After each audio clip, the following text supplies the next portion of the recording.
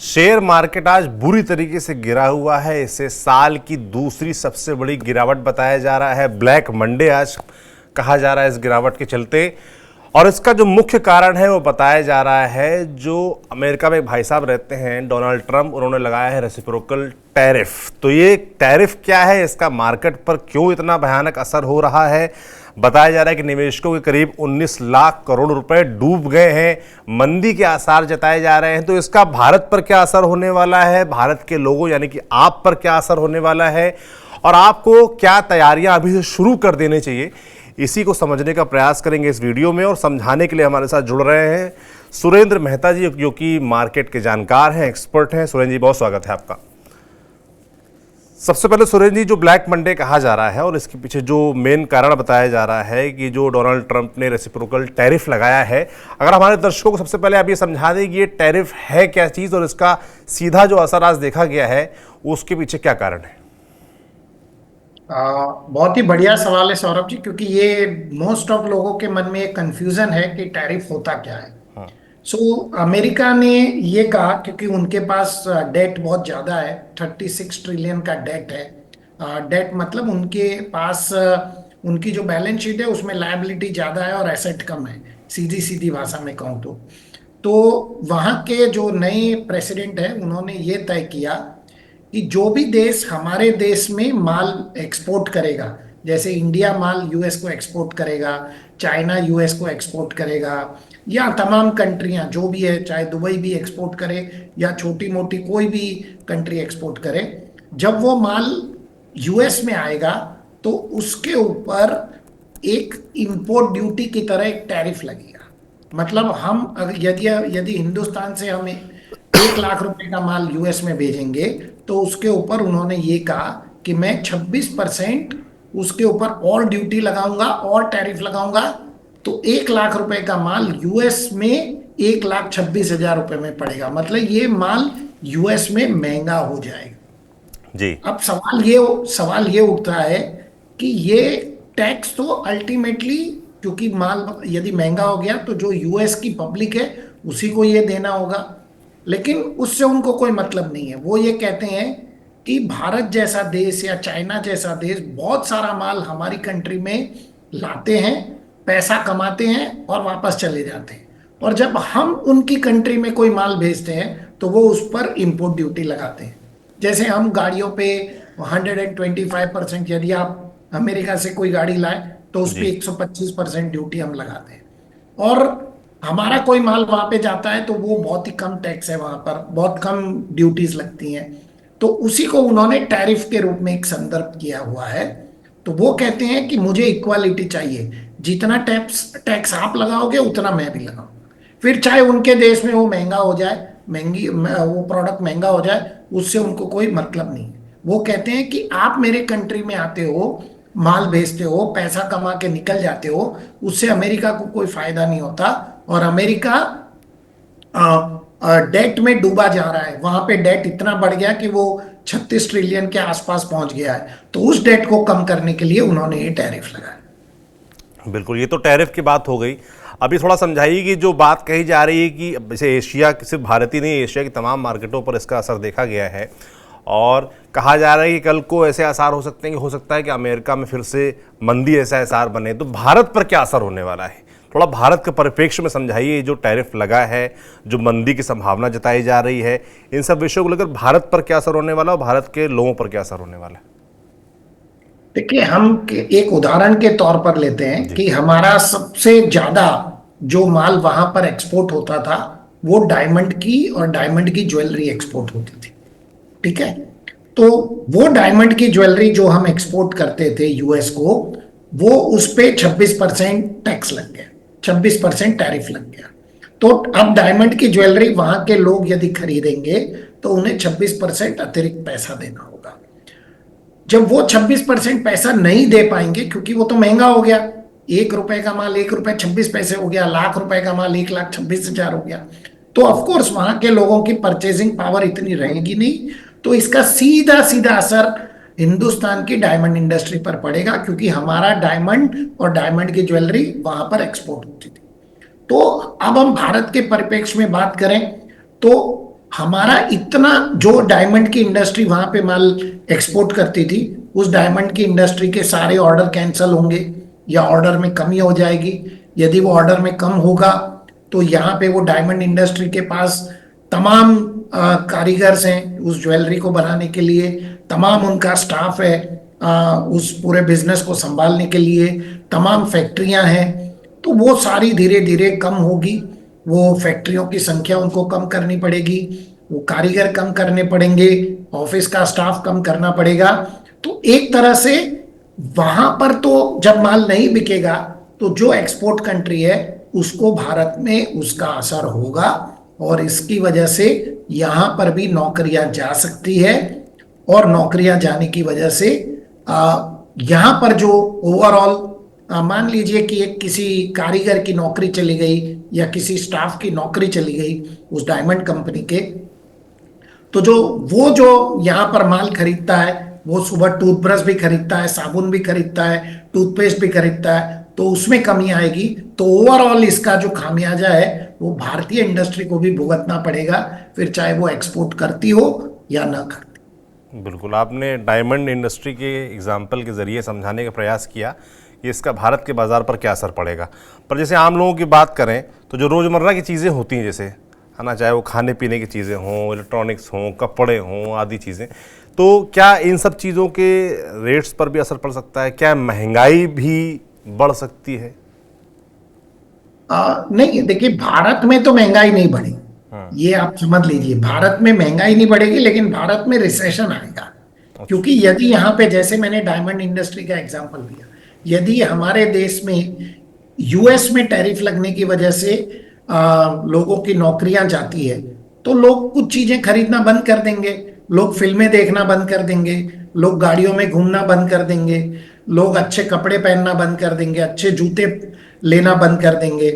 तो जो लग्जरी के ऊपर आप होटल में जाना बंद कर देंगे, आप टूर्स ट्रैवलिंग नहीं करेंगे, घूमना फिरना बंद कर देंगे। तो हर जगह से यहाँ पर एक रिसेशन की स्थिति पैदा होगी। यहाँ पे महंगाई नहीं होगी, लेकिन एक लोगों की परचेजिंग, लोगों की स्पेंडिंग कैपेसिटी कम हो सुरेंद्र जी, जाएगी। थोड़ा सा ये बार बार रिसेशन का शब्द का इस्तेमाल हम लोग कर रहे हैं, मंदी का इस्तेमाल कर रहे हैं। मुझे लगता है बहुत लोग अभी इस चीज़ को समझते नहीं कि मंदी मायने क्या, मंदी का मतलब क्या होता है। थोड़ा सा अगर ये समझा देते हैं हमारे दर्शकों को। और मंदी जब भारत में मान लीजिए संभावना जताई जा रही है कि अमेरिका की वजह से आ सकती है, तो वो कैसी होगी, क्या होगा? देखिए, मंदी का साफ साफ मतलब होता है कि जो हमारी इंडस्ट्री है उनके पास जो वो प्रोडक्शन करते हैं, उनके पास माल खरीदने वाला ही नहीं। जब वो माल खरीदना लोग बंद कर दें तो उसी को मंदी कहते हैं। तो ये बहुत ही स्वाभाविक है। आप माल यूएस एक्सपोर्ट नहीं कर पाएंगे तो एक मंदी हुई, फिर यहाँ पे लोगों की नौकरियां गई तो वो कुछ भी माल नहीं, डोमेस्टिकली में माल खरीद नहीं पाएंगे। हमारे देश में ही, जैसे मैंने बताया कि आप घूमना फिरना बंद कर देंगे, आप नए जूते नहीं खरीदेंगे, नए कपड़े नहीं खरीदेंगे, तो यहाँ पर भी जो इंडस्ट्री है वो मंदी की दौर से गुजरना शुरू हो जाएगी, और इसी को मंदी कहते हैं। तो वहां पे यूएस में महंगाई बढ़ेगी और भारत में एक तरह से रिसेशन आएगा। तो ये रिसेशन यानी मंदी, तो ये मंदी की मार सभी को पड़ती है। और जब कोई कंपनी बंद हो जाती है, जब कोई फैक्ट्री बंद हो जाती है भारत के अंदर, तो नेचुरली यहां पर भी नौकरियां जाना शुरू होगी। तो ये एक साइकिल है, और ये साइकिल की दौर से सभी को गुजरना पड़ेगा यदि यूएस ये टैरिफ लगाने पर बिल्कुल कायम है और बिल्कुल इसमें किसी भी प्रकार की ढिलाई बरतने को तैयार। बिल्कुल, आप कह रहे हैं कि भारत पर भी मंदी का असर आएगा। जाहिर सी बात है कि अगर लोगों की परचेजिंग पावर घटेगी तो प्रोडक्शन जो हो रहा है वो लोग खरीद नहीं पाएंगे, तो जाहिर सी बात है उनका प्रोडक्शन घटेगा, और इससे जो है जो पैसे का लेन देन है, जो चक्र चलता है, वो कमज़ोर पड़ेगा, और कहीं ना कहीं इससे देश की जीडीपी और तमाम चीज़ों पर असर आएगा। जो एक और चीज, जी एक सौरभ जी, और चीज मैं आपको बताना चाहूंगा कि भारत जैसे देश में जब कोई आप फैक्ट्री चलाते हैं तो आप बैंकों से लोन भी लेते हैं, कई अपने परिवार वालों से लोन लेते हैं, और आप अपना बिजनेस चलाते हैं। फिर जब ये मंदी की चपेट में आएंगे तो आपका बैंक का अकाउंट डिफॉल्टर होगा, आप लोगों को ब्याज नहीं चुका पाएंगे, बैंकों को किस्त नहीं चुका पाएंगे, घर की किस्त नहीं चुका पाएंगे, आप गाड़ी की किस्त नहीं चुका पाएंगे, फिर चाहे आप कंपनी चला रहे हो या आप नौकरी कर रहे हो, तो ये सारी चीजें मंदी की तरफ व्यक्ति को लेकर जाती है। ये बिल्कुल सिमिलर सिचुएशन है जो कोविड में हुई थी। कोविड में कैसे सारी फैक्ट्रियां बंद हो गई, सब बंद हो गई, तो सरकार ने इसके लिए एक स्पेशल पैकेज निकाला कि भाई किसके हाउसिंग लोन के इंस्टॉलमेंट बाकी हैं तो वो थोड़ी दिन के बाद में भर सकते हैं, गाड़ियों के इंस्टॉलमेंट थोड़े दिन बाद भर सकते हैं, आपको किराया देना है तो उसमें सरकार ने थोड़ी रियायत करके दी कि आप किराया भी बाद में दे सकते हैं। तो ऐसी प्रकार की ये चीजें होगी।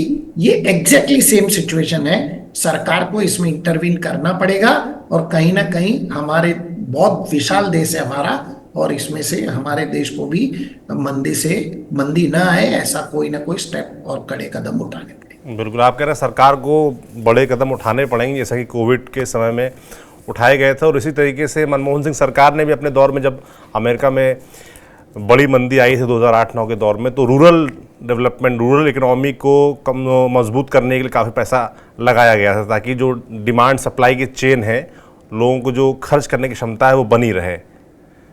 तो वैसे कुछ कदम उठाने पड़ेंगे। बिल्कुल बिल्कुल, जैसे पिछली बार जब कोविड हुआ था तो आप देखिए कि जो गरीब लोग हैं उनके पास खाने के लिए नहीं था, तो सरकार ने एक राशन योजना चलाई कि भाई लगभग हम उस समय 50 से 80 करोड़ लोगों को मुफ्त में अनाज देते थे। तो इस प्रकार की कई स्कीमें सरकार को चलानी पड़ी। बिल्कुल चलानी पड़ती है, मगर थोड़ा सा ये बताइए, जैसे कि जो मार्केट वाला मामला है, आज जो मार्केट गिरी है उसके बाद जाहिर सी बात जो इन्वेस्टर्स हैं उनके मन में शंका आएगी कि अब क्या करना चाहिए। जो हमारे ऐसे नॉर्मल लोग जो एसआईपी चलाते हैं, एसआईपी डालते हैं, उनके मन में भी कहीं ना कहीं डर आ गया है कि अब एसआईपी डालनी चाहिए कि नहीं डालनी चाहिए। तो वैसे लोगों के जो मन में असमंजस है उनको क्या करना चाहिए, वो किस तरीके से आगे बढ़ें? देखिए सौरभ जी, हमारे देश में ये जो 3 तारीख को जब ये टैरिफ अनाउंस हुआ तो दरअसल मार्केट 4 तारीख को ही गिर जाना चाहिए था। लेकिन तब तो हम एक सोचकर खुश हो रहे थे कि हमें तो एक ही थप्पड़ पड़ा है, चाइना को 2 थप्पड़ पड़े। लेकिन हम उस समय ये भूल गए कि उस एक थप्पड़ की भी गूंज बहुत बड़ी है, और शायद इसीलिए 3 दिन और लग गए मार्केट को गिरने में। लेकिन ये मार्केट गिरना एक बहुत ही, मैं इसको एक पॉजिटिव सिग्नल मानता हूं, क्योंकि यदि आपका इक्विटी मार्केट, आपका शेयर बाजार आपकी कंट्री की इकोनॉमी को के साथ में मैच नहीं करता तो आपकी इकोनॉमी पे कोई भरोसा नहीं करेगा। मार्केट का आज गिरना स्वाभाविक है। ये थोड़ा पेन कुछ दिनों तक रहेगा, मुझे लगता है कि और 8 से 10 दिन या शायद 12 दिन तक ये पेन रहेगा और लोगों को ये सहन करना पड़ेगा। जहां तक आपने एसआईपी की बात की, तो एक जो फंडामेंटल इन्वेस्टर होता है उसको ऐसे समय में एसआईपी की मात्रा दुगुनी कर देनी चाहिए। यदि मैं हर महीने 2,000 रुपए की एसआईपी करता हूं या 10,000 की करता हूं, तो अगर आपके पास पैसा हो तो ये सही मौका होता है जब आपको एसआईपी डबल कर देनी चाहिए या ट्रिपल कर देनी चाहिए, क्योंकि यही मौका है जब आप, क्योंकि मार्केट का बॉटम किसी ने देखा नहीं, तो जब आप मार्केट जैसे जैसे गिरता जाए आप एसआईपी के रूप में शेयर मार्केट में इन्वेस्ट करते रहिए। हमें ये नहीं भूलना चाहिए कि इसी प्रकार से कोविड में भी 11,500 निफ्टी 7,500 पर आ गई थी और उसके बाद 7,500 से वो निफ्टी 29,000 तक आई। तो ऑलमोस्ट हम 4 गुना आगे बढ़े। तो यहाँ पर भी जो भी बॉटम आएगा मैं बहुत श्योर हूँ, क्योंकि ये चीजें परमानेंट नहीं होती है। ये जो रिसेशन होता है कभी भी परमानेंट नहीं होता है, ये बहुत जल्दी टर्न अराउंड होता है। तो वापस हम यहाँ से 4 गुना ऊपर बढ़ेंगे, इसलिए एसआईपी को कंटिन्यूअस रखना ही चाहिए। बिल्कुल, ये तो एसआईपी वाली बात हो गई। थोड़ा सा जो और देश का जो लोअर मिडिल क्लास है उसके मन में भी कई सारे सवाल मुझे लगता है आ रहे होंगे कि उनको क्या तैयारी करनी चाहिए, जो एसआईपी नहीं करते हैं, जो घर में सेविंग करते हैं, या जो मान लीजिए जो किराने की दुकान चलाते हैं, जो अपने छोटे शहरों में जो दुकानदारी करते हैं, जो मजदूरी लोग करते हैं, ऐसे लोग जो हैं उनके जीवन पर क्या कुछ असर आएगा, उनको किस तरह की तैयारियां करनी चाहिए? देखिए, मुझे नहीं लगता है कि उनके जीवन पर कोई इतना बड़ा असर आने वाला है। जो छोटे गांव खेड़े में रहते हैं, जिनकी जो लगभग किस के जैसे जो लोग हैं, क्योंकि उनका अपना एक लिमिटेड स्पेंडिंग कैपेसिटी होती है और लिमिटेड अर्निंग कैपेसिटी होती है, तो वो ज़्यादा पैसा कमाते भी नहीं है और ज़्यादा पैसा खर्च भी नहीं करते, और उनकी जो पूरी स्पेंडिंग होती है वो डोमेस्टिकली होती है। वो भारत से ही जो प्रोडक्शन होता है उसी को वो खरीदते हैं और भारत में ही अपना माल बेचते हैं। तो वहां पर तो मुझे लगता नहीं है कि कोई असर होगा, क्योंकि इस प्रकार के जो बिजनेस होते हैं, वो जैसे राशन की दुकानें या आप कोई ठेला लेके आप कोई छोटी मोटी चीज बेच रहे हैं, या जो छोटे छोटे सेल्फ सस्टेन्ड बिजनेस होते हैं, तो मुझे मुझे नहीं लगता कि उनको कोई बहुत बड़ा असर होने वाला है। ये असर मिडिल क्लास और अपर मिडिल क्लास को ज्यादा होगा। जो छोटे लोग हैं उनको इसका कोई असर होगा, कोई भी असर होगा, ऐसा मुझे नहीं लगता। और जो देश की बड़ी इंडस्ट्रीज हैं, जो बड़े बड़े उद्योगपति हैं, जिनको मान लीजिए दो टॉप 10 अमीर 20 अमीर लोग गिने जाते हैं, अडानी अंबानी जैसे, उन लोगों पर किस तरह का असर होगा जो पूरी इकोनॉमी ड्राइव करते हैं तरीके से? जी बिल्कुल, उनको ही सबसे ज्यादा असर होने वाला है, और वहां पर जो लोग काम करते हैं उनको भी उसका असर होने वाला है, क्योंकि वो ऐसी बड़ी इंडस्ट्री हैं जो अमेरिका से उनका कोई ना कोई संबंध है। वो अमेरिका में अपना माल एक्सपोर्ट करते हैं, या अमेरिका से कोई सर्विसेज अमेरिका को प्रोवाइड करते हैं। तो जब वहां पे वो माल बेच नहीं पाएंगे, या वो माल जब अमेरिका में महंगा हो जाएगा, तो उनके ऑर्डर कैंसिल होंगे, ऑर्डर रद्द होंगे, तो उसका जो पूरा असर है उनकी कंपनी को पड़ेगा। और आज जो हमने शेयर मार्केट में देखा, ये वही रिफ्लेक्शन था। बड़ी बड़ी कंपनियों के दाम गिरे, और ये गिरने का कारण ही था कि उनके ऑर्डर कैंसिल हो रहे हैं, और उन्हें पता नहीं है कि अब भविष्य में उनके कोई माल उनसे खरीदेगा या नहीं खरीदेगा। तो ये जो बड़ी कंपनियां होती है, इनको इसका भारी असर होता है, क्योंकि जो व्यक्ति बड़ी कंपनी चलाता है वो बैंक से बड़ा लोन भी लेता है, वो शेयर होल्डर से आईपीओ के द्वारा पैसा भी लेता है। तो ये सब चीजें जब वो उसको रिटर्न नहीं दे पाएगा, बैंक को ब्याज नहीं दे पाएगा, शेयर होल्डर को डिविडेंड नहीं दे पाएगा, उसके कैश क्रंच सिचुएशन होगी। तो यही जो कारण है, इसकी वजह से आज हमने इक्विटी मार्केट में बड़ी गिरावट होते हुए देखी। और जब ये बड़ी कंपनियों में असर होता है, तो उनकी जो, क्योंकि वो तनख्वाह भी ज्यादा देते हैं, तो लोगों की तनख्वाहें कम होगी, और उसका सीधा सीधा असर मिडिल क्लास और अपर मिडिल क्लास और हायर नेटवर्थ इंडिविजुअल पर पड़ेगा। बिल्कुल असर पड़ेगा। सुरेंद्र जी, आपका बहुत बहुत धन्यवाद जो आपने तमाम जानकारी हमको दी। बाकी मार्केट ऐसी चीज़ है, और जो फैसला है वो अभी लागू होना बाकी है, तो उसके बाद किस तरीके का असर होगा। जैसे चाइना ने जवाब में देखिए पूरी तरीके से अपनी तरफ से भी टैरिफ बढ़ा दिया है, तो उसको भी एक कारण बताया जा रहा है जो आज बुरी तरीके से मार्केट गिरी है। तो बिल्कुल आगे देखने वाला होगा कि किस तरीके से मार्केट बढ़ती है, मंदी की जो आशंका जताई जा रही है वो कितनी सही साबित होती है, और भारत पर कितना असर होगा। सुरेंद्र जी ने समझाने का प्रयास किया। लगातार हम यूं ही आप तक आते रहेंगे, और जो भी मार्केट में चल रहा है, मंदी की बात सही है गलत है, आप तक पहुंचाते रहेंगे। आप देखते रहिए TV9 डिजिटल। शुक्रिया।